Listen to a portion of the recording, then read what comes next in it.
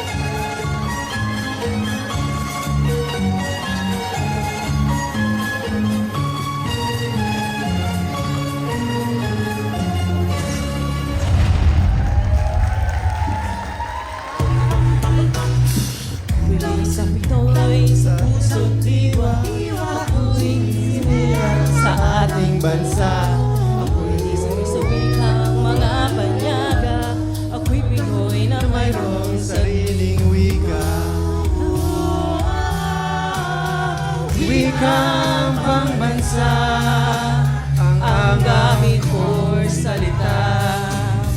Bayan kung sininahan,